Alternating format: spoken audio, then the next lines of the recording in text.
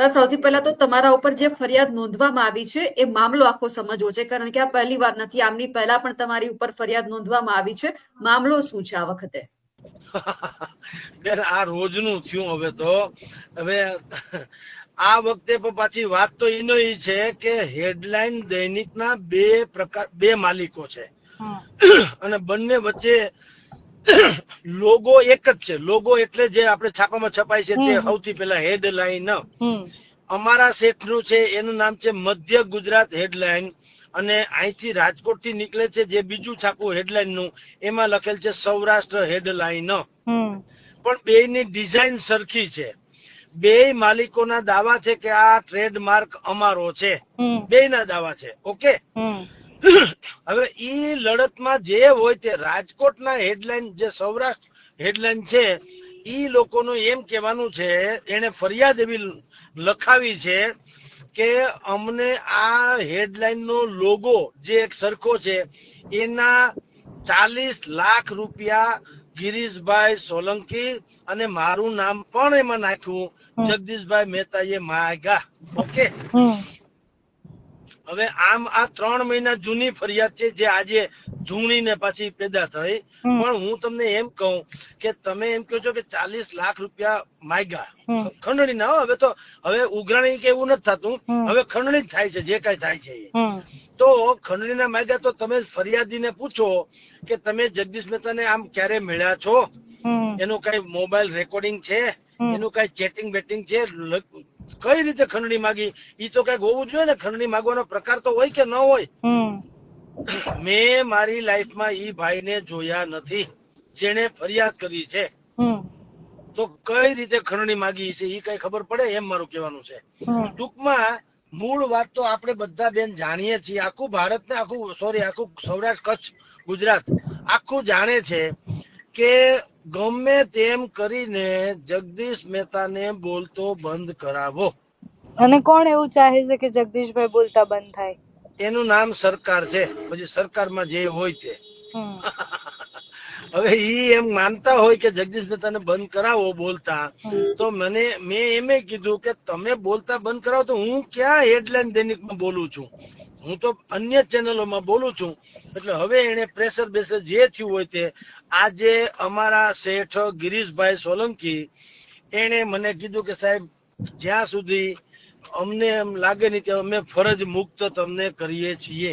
હવે એ બિચારાને જે પ્રેશર આવ્યું હોય તે, તો મેં કીધું કાંઈ વાંધો નહીં, એમાં શું ફેર પડે, ફરજ મુક્ત કરો. અમારે તો જો બેન એક વસ્તુ કહું પાયલબેન, આપણે મુઠ્ઠી જેવડું પેટ છે, આપણે કઈ કરોડો રૂપિયા ભેગા કરવા નથી. મુઠ્ઠી જેવડું પેટ છે અને એ પેટ ભરાય એમાં તો મજૂરી કરી ડુંગળી વેચો તો પેટ ભરી શકાય એમ છે. એમાં કઈ કાજુ બદામ ખાવાની ટેવ નથી, બરાબર? એટલે જો કોઈ હિસાબે ઈ લોકો એમ માનતા હોય કે અમે જગદીશભાઈ ને હેરાન કરીને કઢાવી કાઢવીને કે કઈ કરીને તો હું ગાય જેવો થઈ જાઉં, તો મારે મેં કઈ કોઈની સોપારી નથી લીધી કે સરકારની વિરુદ્ધમાં જ બોલવું, ફેવરમાં ન બોલવું. મેં એવી વાત કરી છે કે હું પત્રકાર છું, જે સત્ય હોય ઈ બોલીશ, અને સત્યમાં ભાજપની ફેવર આવે તો ફેવર કરવાની છે, અનફેવર આવે તો અનફેવર. પણ આ લોકો બેન જે છે ઈ બે વચ્ચે ચાલે છે. ગિરીશભાઈ અને અહીંના બાપુ મયુરસિંહ બાપુ બેના દાવા પોતપોતાની જગ્યાએ છે. મને જયારે મયુરસિંહ બાપુએ કીધું તું અહીંના જે અત્યારે માલિક છે એને કે ભાઈ આ તમે લોગાનું કઈક કરાવડાવો, કારણ કે ગિરીશભાઈ વાપરે છે, આ ખરેખર મેં લઈ લીધું છે વગેરે વગેરે.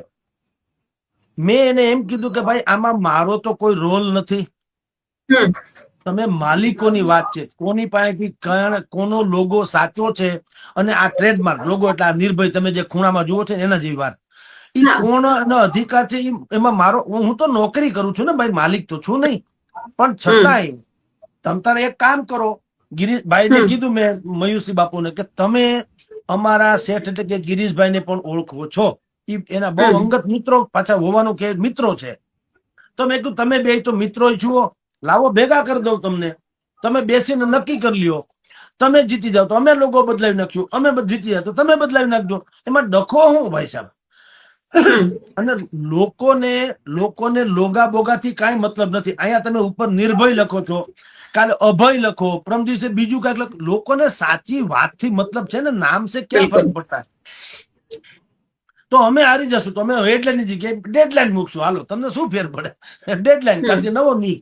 લોકોને તો સમાચારથી મતલબ છે ને બેન, કે નામ શું છે. તો મેં કીધું તમે બેહીને નક્કી કરો. હવે અત્યારે અમારી વિરુદ્ધમાં ફરિયાદ કરવાની ફેશન નીકળી છે. ફેશન તમારી જાણ ખાતર, વિપક્ષ અને મીડિયા બે વચ્ચેનો તફાવત જાણતા નથી. કોણ? સરકાર. શું કામ જાણતા એ હું આપને કહું. વિપક્ષ કોને કહેવાય?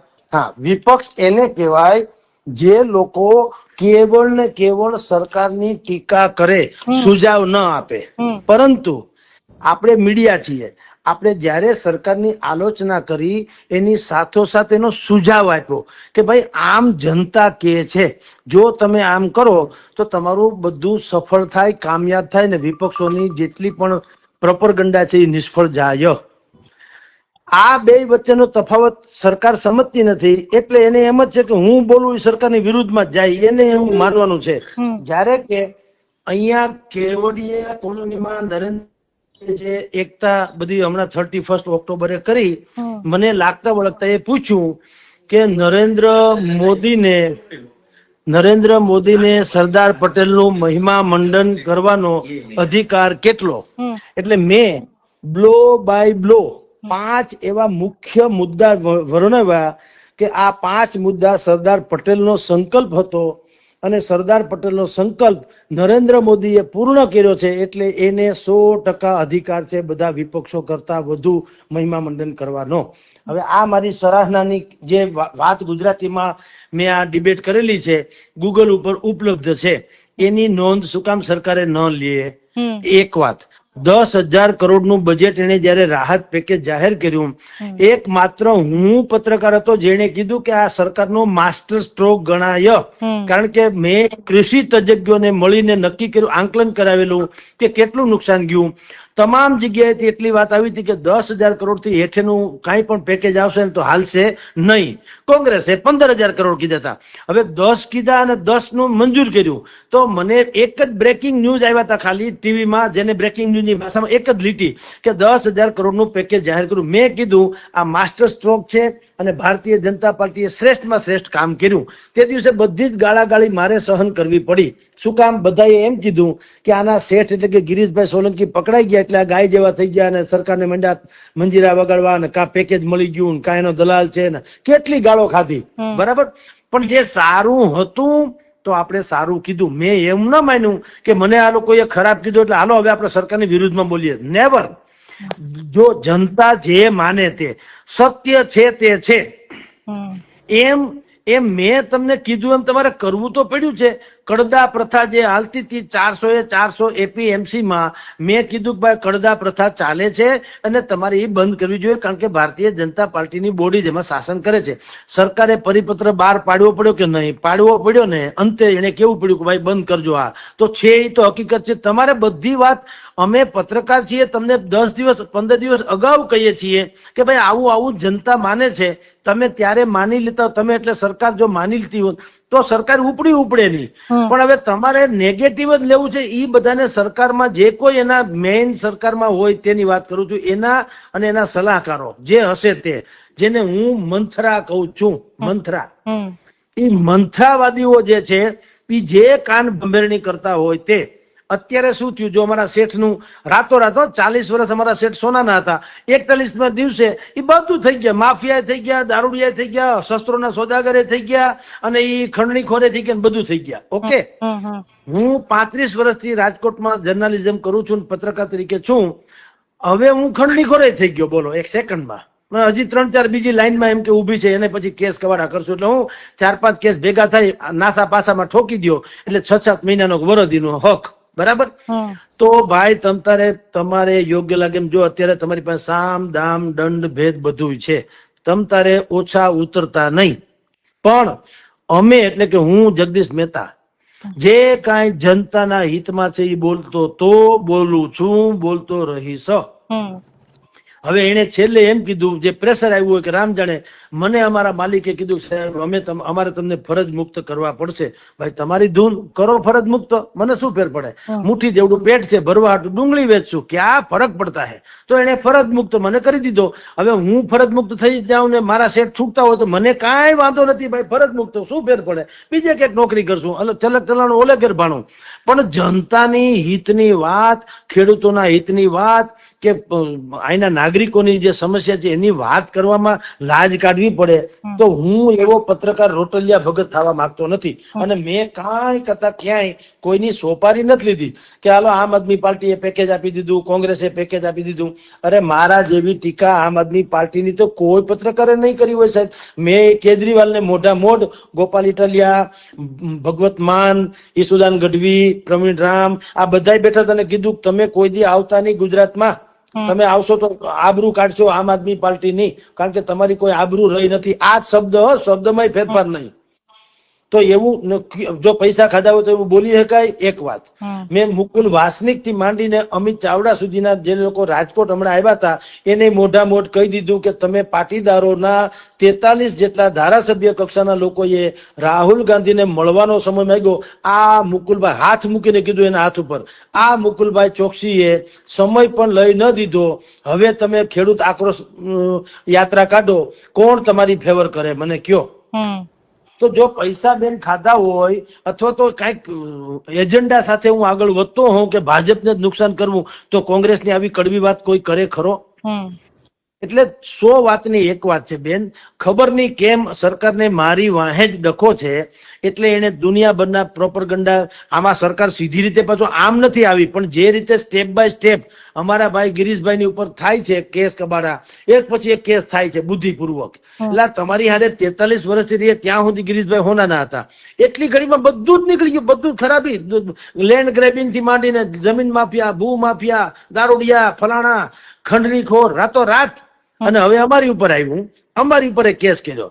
તો કરો ભાઈ, મેં તો કીધું એમ, આ બધી કાયદેસરની ચોથી જાગીર, અથવા તો આપણે જેને મીડિયા કહીએ છીએ, આ બુદ્ધિપૂર્વકની કટોકટીની માસીનો દીકરો છે. આ તમે ભલામણા એક કોરથી કટોકટીની વિરુદ્ધનો દિન મનાવો છો અને એક કોરથી અમે સત્ય બોલીએ છીએ દબાવવાનો પ્રયાસ કરો છો. તને સમજવું હું હાલો ને હજી લાગતા વળગતા સૂત્રો, સરકાર સીધું નહીં, લાગતા વળગતા સૂત્રો શું કે સાહેબ તમે સમાધાન કરી આવો. એટલે પણ ઝઘડો કોઈ યાર નથી, સમાધાન કોને યારે કરવું?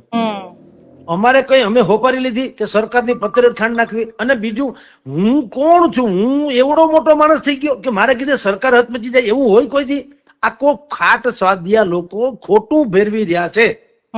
એટલે એટલી યુટ્યુબ ચેનલ છે, આટલી મેઇન સ્ટ્રીમ મીડિયા છે, દુનિયાભરની ટીવી ચેનલો છે, એ બધાય બોલે ધારો કે, અને એક વાર હું બોલું તો મારો અવાજ એટલો મોટો થઈ ગયો કે હું બોલું સરકારને કઈ ફેર પડે? સરકારે સાંભળવું ન જોઈએ. હું તો મારા જવાનું, હું બોલું એટલે શું ફેર પડે? તો કાં એવું તમારે માનવું કે કાં હું બોલું છું તો તમને ફેર એટલા માટે પડતો હોય છે કે કાં એ પરમ સત્ય છે, અને કાં પછી તમારે મારું હું કામ નોંધ લેવું, કાં તમારી પાસે ખોટા મેસેજ જાય છે? કારણ કે હું તો એક પાર્ટ છું ને યુટ્યુબર્સ ની દુનિયાનો, અને આ બધી બાકીની મેન. હું ક્યાં મેઇન છું? મારી પોતાની કોઈ ચેનલ છે બેન? તમારા જેવા જેટલા લોકો મને પ્રશ્ન પૂછે મારે કેવું નહીં, તો કહેવામાં શું ફેર પડે? તો આ જે કીધું એ સત્ય, તો તમારે કરવું તો પડ્યું બધું સરકારે. મેં કીધું એક પણ અક્ષરનો ફેરે તો પડ્યો નથી. એટલે સરવાળે હું એટલું કઉ છું કે આ મારી ઉપરનો કેસ આ એક થયો, હજી મને ખબર છે, મને કીધું છે કે આવા 2-3 બીજા કરશે, તો કરો ભલે સાહેબ, ઠાહી દો જેલમાં, શું ફેર પડે? વયા જાઓ. મેં આની પેલા અનેક વખત કીધું 8-10 જોડી કપડા ઘરે કહી જ રાખ્યું છે, ત્યાર રાખજો. તે ક્યાં છે? બીજું શું ફેર પડે? ચૈતર વસાવાને જો જામીન ન મળતા તો હું તો સામાન્ય માણસ છું, હું જેલમાં, બીજું હું ને? હવે તમે એ આનંદ મંગળ કરી લ્યો ને કે પછી છૂટશે તે દી વાત તે દી, બીજું હું? હું કોઈ વકીલ બકીલ ને એવું કાંઈ આગોતરા ખાગોતરા કુછ નહીં સાહેબ. તમ તારે મને પ્રેમથી પકડી જાઓ. મેં ગુનો કર્યો હશે તો અદાલત તો છે ને, જગતમાં ન્યાયતંત્ર જેવી ચીજ તો છે કે નહીં? મારે કોઈ વકીલ બકીલ રાખવો નથી. હું તો એમ કહું મને જો તક મળે અને મને જો ઇજાજત મળે તો હું તો મારો કેસ પોતે લડવા માંગુ છું. આનાથી અચ્છા, હમણાં જ આવી ડિબેટ તમે ગૂગલમાં સર્ચ કરજો, બિહારમાં ચૂંટણી જીતા એ વોટ ચોરીના કૌભાંડથી જીતા, એ બી ગુજરાતીમાં બધી ડિબેટો છે. ગોધરા કાંડ નરેન્દ્ર મોદીએ કરાવ્યું સાજિશ તહત એવી ગૂગલમાં છે, તમે સર્ચ કરો. આપણી યુટ્યુબ ચેનલ આપણી એટલે હિન્દીની છે બધી. કા એને તમે કા નથી કઈ કેતા? તો જગદીશ મહેતા શું છે તે એટલું બધું તમે એની વાહે પડી જાઓ. કરોડો લોકો છે એનું કઈ નહીં. એક જગદીશ મહેતા છે તો એનું ઉપર એને ફરિયાદ તમે કરો, ખંડની માંડીને સરણી સુધીનું. તમે થાય તે કરો ભાઈ સાહેબ. મેં તમને કીધું એમ, કોઈ જનેતા એના છોકરાને હવે સૈનિક બનતા અટકાવી દે ને એના જેવી વાત છે. ભવિષ્યમાં કોઈ એમ કે હવે કાંઈ ગોળાયું આપણે પત્રકારિતા છોડો, એમને ખાઈ પીને મજા કરો, તો એવું હાલતું છે પ્રભુ. એટલે ઈ એની એને ખંડણીના જે કઈ કેસ કબાડા હજી પતા કરે તો શું બેન, આમાં એમાં એવું છે તમે એક વખત હેઠે હોવું ને હું હાકડ ભોગવવી. હવે તમે કર્યું જ છે કેસ કબાડા તો કરો ને ફાંહીએ ચડાવો. હું તો પણ જે સત્ય છે તે છે. જો સરકાર આમાંથી પોઝિટિવ લે તો એનાય ભાગ ખુલે એમ છે, એનું હાલે એમ છે. નેગેટિવ લે તો જે કર્યા ભોગવશે, આપણા પાપ હશે તો આપણે ભોગવશું, એના હશે તો એ ભોગવશું. એમાં આપણે કોઈ ધર્મ કાંટો લઈને બેઠા પરમાત્મા હોવું જોઈએ છે ને, જનતા જનાર્દન જ પરમાત્મા હોય છે. ઈ કે ખંડણી ખોર છે, હું લાગતો હોય ખંડણી ખોર, તો આપણને બધા કોમેન્ટ કરશે કે આ ભાઈ હરામી છે, વાત થાય પૂરી. બીજું હું એમાં ક્યાં ના છે? પણ એ તો સાબિત તો થાય કે એમને તમે બોલો છો, તમે કઈ બ્રહ્મા વિષ્ણુ મહેશ છુઓ, તમે બોલો એ સાચું થઈ જાય. તમે તો આક્ષેપ કર્યો, આક્ષેપ પુરવાર કરવાનો હોય કે એમને. એટલે બેન આવું છે. આ લોકો હવે હાવ છેલ્લી પાયરી, આમ આપણે કટોકટીની વિરુદ્ધનો દિવસ ઉજવે છે આ લોકો બુદ્ધિપૂર્વક. આ શું છે કટોકટીને? બીજું હું? તમારે બોલાય નહીં, તમારે વિરુદ્ધમાં બોલાય એટલે એકેય અક્ષર ખોટો નથી છતાંય કે નહીં બોલો માં, તો હું કરવાનું એમ કહું. મંજીરા હનુમાન ચાલીસા વાંચે થાય ને તમારી ભાજપ ચાલીસા ગાય તો થાય. તો આ મીડિયાનો આ ખોટે ખોટું આપણે પત્રકાર થઈને નીકળવાનું શું મતલબ છે મને કયો? એટલે આ બધી પરિસ્થિતિ છે. કાંઈ વાંધો નથી. આપણે હરામ બરોબર આપણને કઈ ચિંતા હોય, તમને ફાવે એમ કરો. સરકાર તમારી છે, તમારી પાસે સામ દામ દંડ ભેદ બધું તમારી પાસે છે. અમારી પાસે કાંઈ નથી, કેવળ ઈશ્વર, સત્ય અને જનતા જનાર્દન. બધા નથી. ઈ અદાલત છે, મોટી અદાલત તો ઈ જ છે ને. આ બધું તો છોડો. પ્રપંચમાં તો તમે સદામ હુસેનની ઠાહી દીધો ને ફાંસી ચડાવ્યો કે ન ચડાવ્યો? પ્રપંચ જ કરવો છે ને શું કરી લ્યો? તો એમાં તો શું ભાઈ, તો બીજું શું? હવે એમાં કઈ મરી જવાય છે? આ કેટલા લાખો કરોડો લોકો એ આહુતિ આપી દીધી ત્યારે આપણને આઝાદી મળી કે ન મળી? તો એ મરી ગયા એનું શું? હાલો, દુનિયા સરકારથી માંડીને મારા તથાકથિત હિત શત્રુ જે કરે તે, હું સામાન્ય માણસ ભલે હું, પણ જેદી દુનિયામાંથી વિદાય લઉં, તિરંગો ઓઢ્યા વગર જાઉં તો ફટ કેજો મને, જાઓ. તમારે જ ઉઠાડવો પડશે એને, કે સરકારથી માંડીને જેણે હોય એના વગરનું જીવન હું માનતો નથી કે મૃત્યુ હોય તો ધક્કો છે, માન લેજો. તિરંગો ઓઢીને જાવું સાહેબ, એ ગેરંટી છે. પછી જે થાય તે આજ થાય કે 10 વર્ષ પછી થાય, તમે જેલમાં ગાલી દો ને 5 વર્ષે છોડો, મને કઈ વાંધો નથી. પણ સામાન્ય રીતે આવ્યો ને સામાન્ય રીતે જવાનો કોઈ પ્રશ્ન નથી. મને ઈશ્વરે જે તક આપી, હું મારી ભૂમિકા ભજવું છું. મને કોઈ ઢઢિયો નથી, કોઈ અહમ નથી, કોઈ ઈગો નથી. હું કોઈ પ્રભાવશાળી થઈ જાઉં, હું ચૈતર વસાવાની જેમ જાહેરમાં ધારાસભ્ય થઈ જાઉં, હું ભૂરકી, મને કાંઈ નથી સાહેબ. મારે કઈ જોતું જ નથી. હું માત્ર ને માત્ર એટલું કહું છું કે જનતાના પ્રશ્નો રજૂ કરવાની મારી એક પત્રકાર તરીકેનો ધર્મ છે.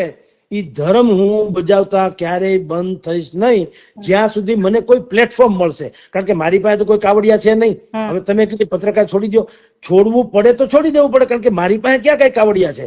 પણ ધારો કે કાલ સવારે કોઈક માણસ મને ભેગો થાય ને કાવડિયાની વાત કરીને એ રોકે તો હું કરીશ પત્રકારો, તો મને વાંધો નથી. પણ જયારે ન કરું કે જે કરું તે, એટલી વાત નક્કી છે, તિરંગો ઓઢ્યા વગર દુનિયા છોડવાનું થતું નથી સાહેબ, ઈ ગેરંટી છે.